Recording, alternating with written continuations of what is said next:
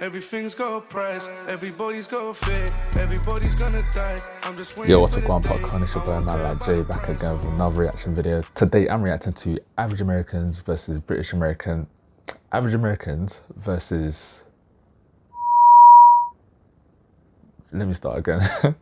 I'm reacting to average Americans versus average British person and how they compare. This one a little bit mutual because I've got a lot of American friends. I've got family in America. I mean, I feel like most British people have quite a good grasp of Americans and American culture for the most part.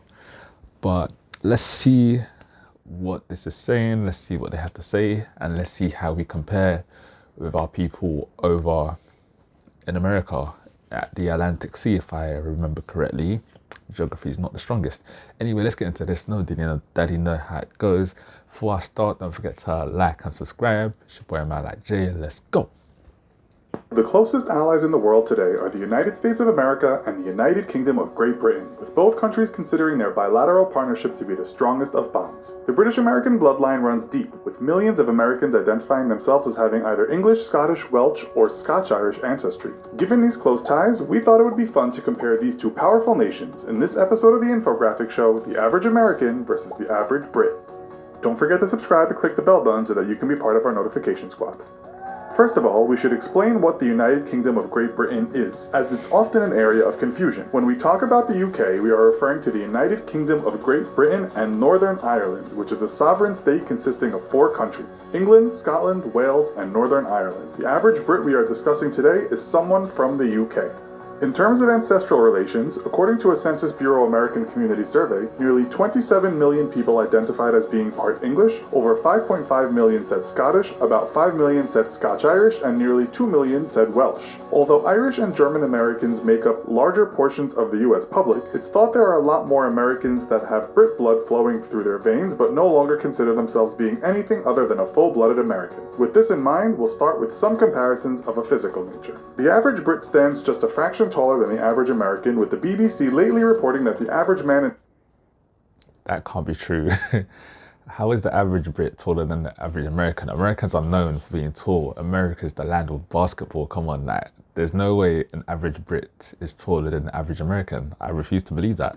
The UK is now 5 feet 10 inches, and the average woman is 5 feet 5 inches. American men average 5 feet 9.5 inches, and American women 5 feet 3.5 inches. Both countries are considered to be not so well proportioned when compared to other more developed nations, with a new report from the Institute of Health Metrics and Evaluation stating that the USA is in 18th place on the world's most obese nations list. Only Egypt was the other populous nation in the top 20 countries, which was filled mostly by countries in the South Pacific. The UK, however, might also need to get in shape, with reports stating that obesity is a national tragedy, and that by 2025, the UK will be the fattest country in Europe. According to the Centers for Disease Control and Prevention's latest report, the average American male is now 195.7 pounds, and the average woman is 168.5 pounds. The average British man is 186.2 pounds, and the average woman is 154 pounds. Does the fact both countries are perhaps on the heavy side influence life expectancy? American men on average will live to 77.11 years, and American women 81.94.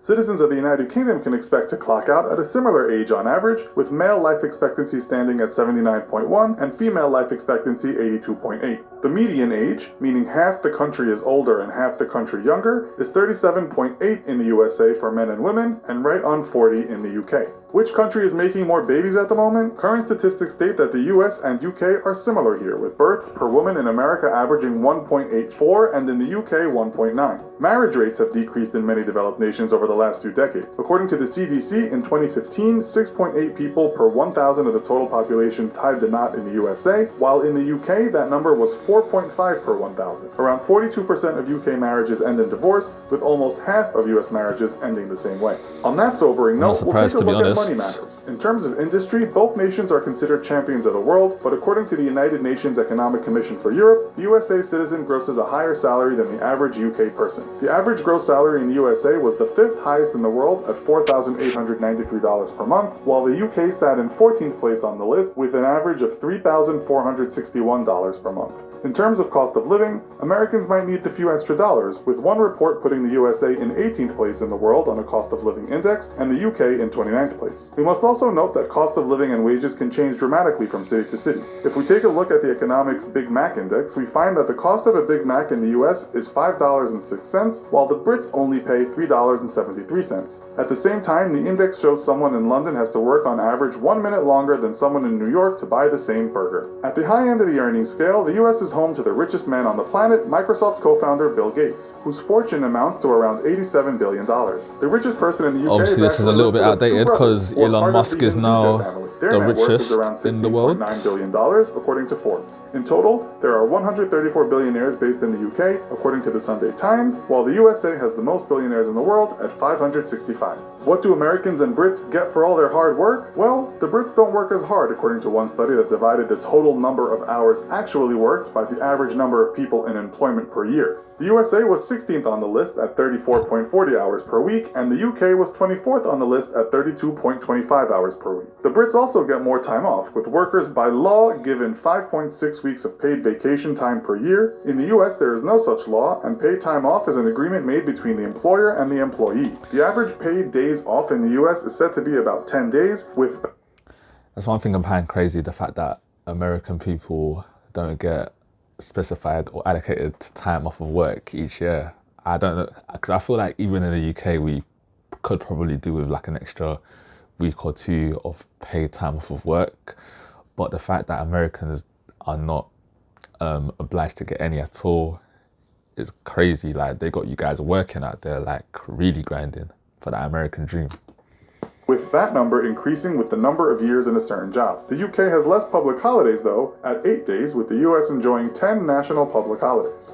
Americans may work harder, but they also seem to be getting more for their buck. While the British public have been dealing with drastically increasing property prices, they also live in very small abodes. Studies have found that Britain's houses on average are some of the smallest in Europe at around 818 square feet. American citizens on average can enjoy much larger living areas, with the average house size being around 2,160 square feet. The US also has more in terms of vehicle ownership. America is third on the list of number of vehicles owned per 1,000 people, at 797, excluding motorcycles and anything else on two wheels. The UK lies in 34th place on the same list with 519 vehicles per 1,000 people. Rising property prices, expensive cars, what does this mean in terms of borrowing money? Household debt statistics, which is measured by all money owed to financial institutions, whether it be for a house or a BMW, has both the UK and the US in the top 10 countries of the world. For 2016, the UK was in 6th place on the household debt list, and the US not far behind in 7th place. UK citizens looking for a higher education and a good start in life might also have to take on a lot of debt before they actually embark on a career. While much of Europe enjoys a free ride or low-cost higher education, England is now said to be the most expensive place in the world to get a college degree. The latest reports state UK nationals attending an English university can expect annual tuition to be $11,715 compared to the $9,410 Americans pay on average per year. On average, the class of 2016 in the USA owed around $37,172 in loans, while students graduating from a university in England could expect to owe as much as something in the region of $40,000 to $55,000.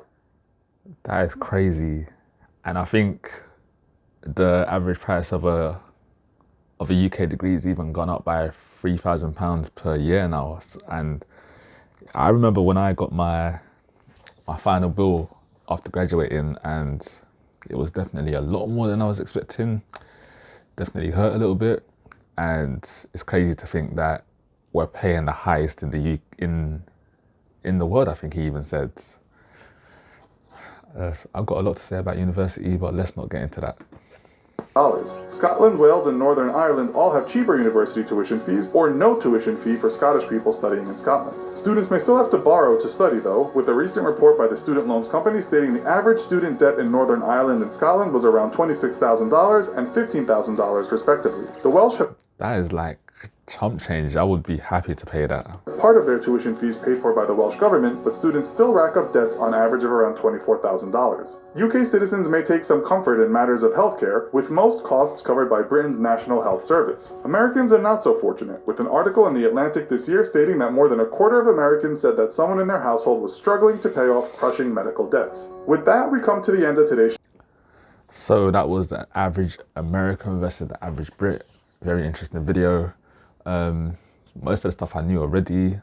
I think a lot of things stand out, like, for instance, not getting free healthcare in America. But then, on the other side, get cheaper education. In the UK, we get more time off for work.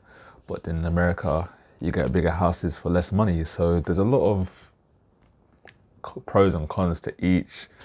I guess you kind of, well, you can't figure out and find which one fits you, because you're either American or you're British. And if you try and move over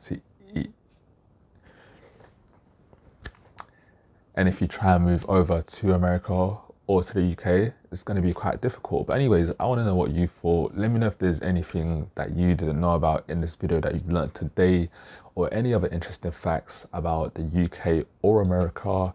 Are you American? Are you UK? Are you from the UK? Let me know anything that's come to mind whilst watching this video. And please don't forget to like, comment and subscribe. And I'll catch you on the next one. It's your boy, man, like Jay. No dealing, no that, you know how it goes. Everything's got a price, everybody's got a fit, everybody's gonna die. I'm just waiting for the day. I won't care about the price, I won't.